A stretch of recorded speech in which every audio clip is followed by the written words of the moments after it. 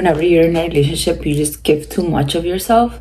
Do you love too much? Is there such a thing that you just give too much to your friends or maybe to your boyfriend? Please stay if you identify with this subject, because we're going to touch on some subjects that are going to be a little bit triggering but life-changing. So yeah. Hi, my name is Greta. I've taken courses from many people, such as psychologists, psychiatrists, and scientists.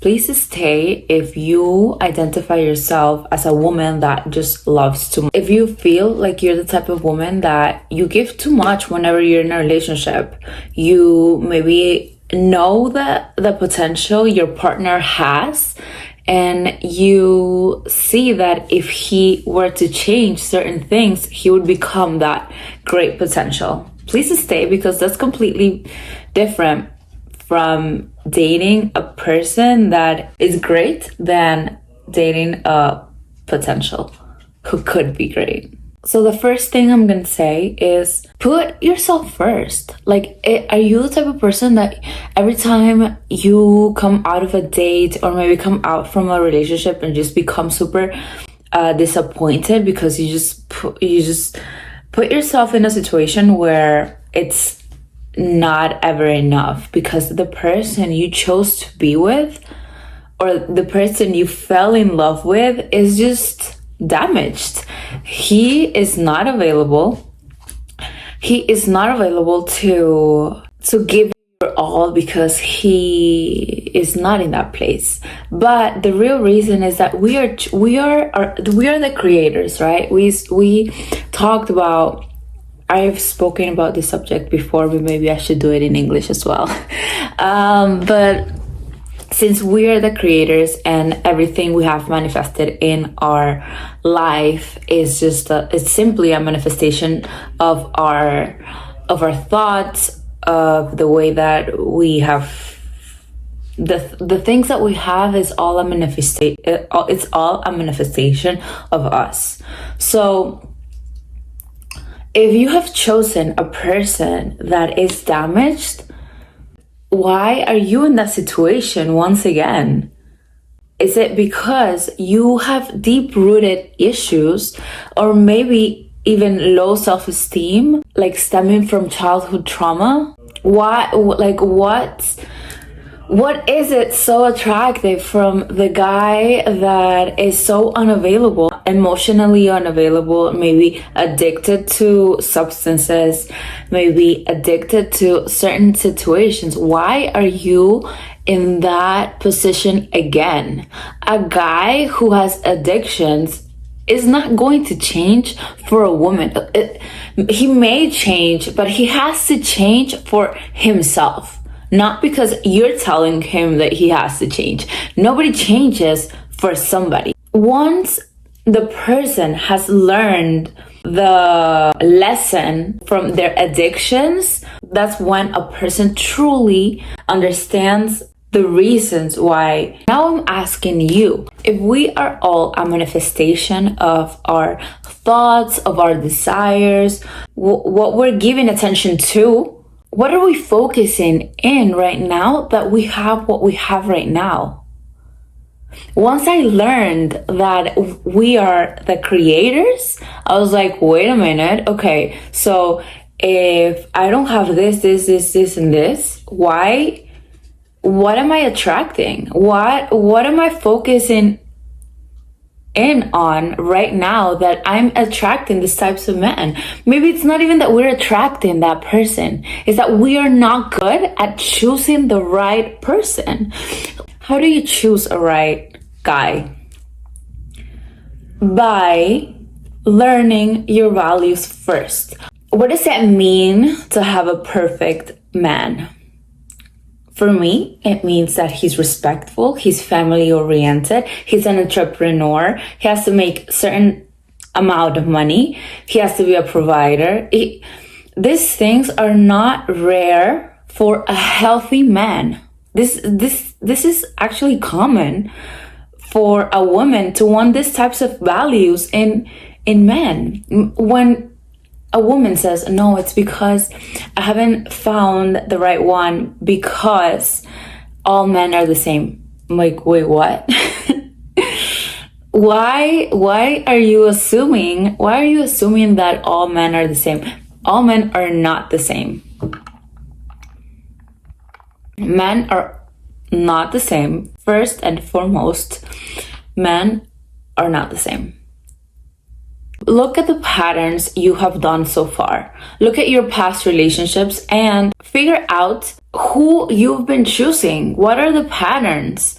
Is it a man that's not available? Is it a man who's addicted to certain things? Were you not attracted to the good guy? Like, why are you so addicted to the rush of like feeling not having to play that game? You know, for men, there is never a game.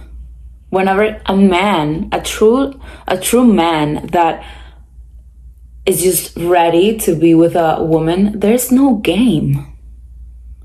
There's no game. The game is just a creation that somebody invented. A man who wants to truly see you, he'll ask you out on a date without any hesitation. A man who values women in general, and if he knows how to treat a woman, he'll ask you out on a real date and then like go to the next step.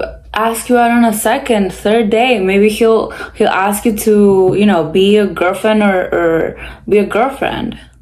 Then you get to know the guy if that guy is really not pretending. If that guy is really not pretending to be that person that he's portrayed to be. Once you've seen the patterns of your past relationships and you've noticed that you haven't really chosen the correct type of man because you don't know what your non-negotiables are, because you may be asking for a guy to be trustworthy, but you're up there lying about who you are and what you do, lying about your person. Don't ask for something you cannot give.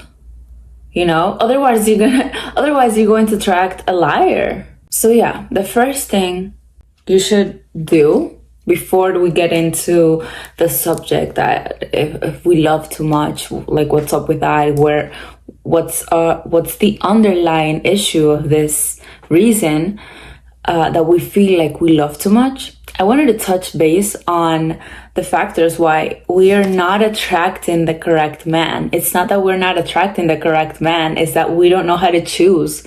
And that's the reason why we're stuck in a relationship that's unfulfilling.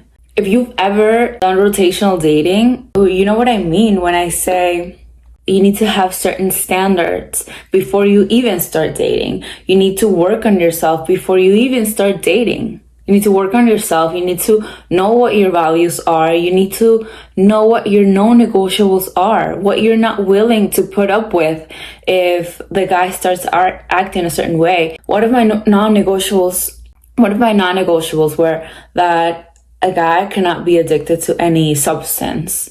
When I started dating, once he showed certain signs about a substance, I was just repelled by it. I didn't continue the rotation with that guy because it just didn't fulfill me. I just didn't see a future with that guy. So you have to first decide on what type of man that you want, and then you have to match whatever it is that you're asking. If you're asking a respectful man, you need to be respectful too. If you're asking for a trustworthy man, but you're already in a relationship, but you're looking for a side, like you're looking to get out of that relationship before even, mentioning it, I don't see that's being as trustworthy, So really ask yourself what your situation is, what your values are, what would your perfect man would be. Write all of these things down and be honest. This can be an up level for you, because whatever it is that you want is just showing you, it's just you remembering your future. Okay? Do you remember that? It's you remembering your future, what awaits you. Since we are the creators, you have to be so clear on what it is that you want in order for it to come true. Don't ask for the how, because the how is the ego kind of trying to trick us. But anyway, let's not get into that. The first thing after you've realized what type of man you want, when you put yourself in those situations of rotational dating or just dating in general, you identify what fits into your list and what doesn't. With that being said, let's go back to the subject. Do you ever feel like you're just loving too much? Like you just give too much of yourself? The first thing I have to say is never to forget yourself. Never forget yourself. What do I mean when I say never forget yourself? Don't stop doing things just because you just started a relationship. Don't do that. Don't leave your friends on the side because you have put your boyfriend or your husband as a first priority. Don't do that. Put yourself first. Okay? When you put yourself first, the man that you've chosen to be with can truly be grateful whenever you're with him, because he knows that you have other things going on in your life, not just him and your job or whatever it is that you do. You have a life, you have friends, you have hobbies, you have activities you enjoy to do, such as gym, you enjoy taking care of yourself, you enjoy going out. The examples are endless. Don't put yourself last. Put yourself first. The second advice I need to touch on is ask moment to moment, what is true for you right now? Because sometimes as women, we may say yes, but be mindful that we might say yes and we might change our minds. We might say yes, for example, helping your boyfriend to wash his clothes, for example, I don't know. Or maybe to cook something. Hey, yeah, I'm gonna cook something, and then let's just say that I don't enjoy cooking. I'm going to be making food with a low vibe energy. Don't do activities that make you feel drained. That's taking up your energy. That's like giving away your power. To change the dialogue, you can maybe call up your boyfriend and say, hey, I know I said I would do this, like I would do the food, but I didn't feel like doing it. But instead, I order in. I hope you don't mind. He's gonna be mindful that you still did the thing. It's all about how you handle the problem. But don't do certain activities that are going to take away your energy that is so important. They're going also to take away your power, because you're going to be doing food with like, oh, I have to do this because I said I would do it. And then after that, complaining, you're going to be resentful towards your boyfriend because you said you would do that thing for him, but really you should be resentful for not being able to say no, for not being able to say, hey baby, I can't, like I have some things planned, or yeah, I'll just order in. Look for alternatives. It doesn't have to be that certain thing. It doesn't have to be food that you made. You can look for alternatives. Okay, the third thing I'm going to advise you on, to never feel like you're abandoning yourself. This kind of goes along with the first thing I said, but don't stop doing the things you love just for your loved one. Usually, things are changing nowadays, but usually women were known to put themselves last and, like take care of everybody's needs before themselves because they valued more others than themselves, Don't stop doing things you love for your loved one. Before, women were known to put themselves last, to take care of everybody's needs but their own. Women have evolved so much, but if you look back, it hasn't really been that long since we're able to make a living, since we're able to make money.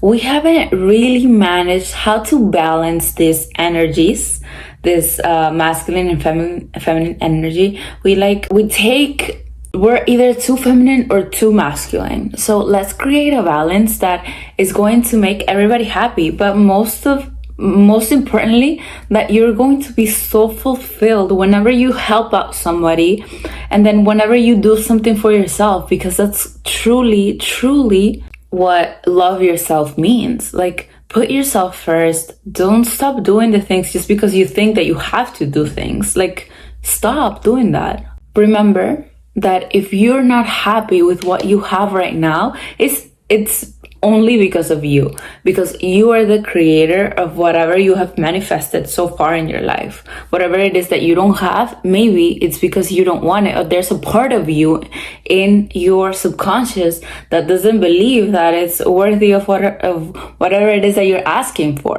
If you ever feel like you love too much, you just haven't put yourself first in that relationship.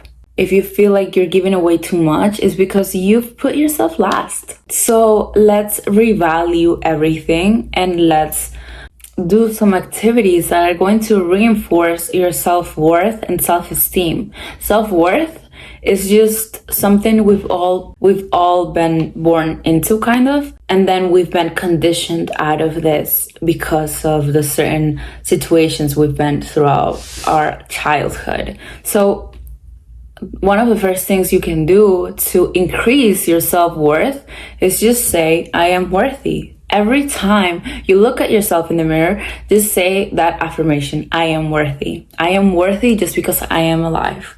I am worthy just because I am a woman. I am worthy, I am worthy, and I am worthy. Self-esteem is something you can learn to do. And the brain learns, it's kind of like that audience in our brain that cheers for you for a certain goal. Let's say that you have a goal, for example. Let's say you have a goal, and then you say you're gonna work out, and then you don't work out. What is that audience in your mind going to do?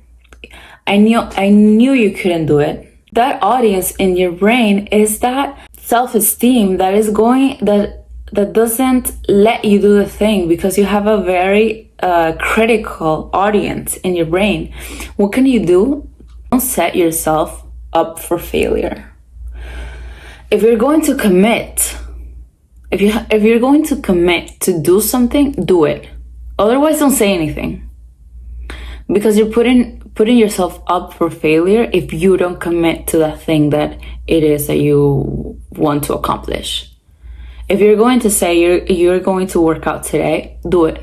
Otherwise, don't even say it. Like, just don't become anything. Just stop watching the video and just continue with your life, with your miserable life, because nothing is gonna click, or nothing is going to come to fruition if you don't commit to something and make it happen. You're going to be judging yourself your entire life because your self-esteem is just too low. You have low self-esteem. That being said, how can you increase your self-esteem?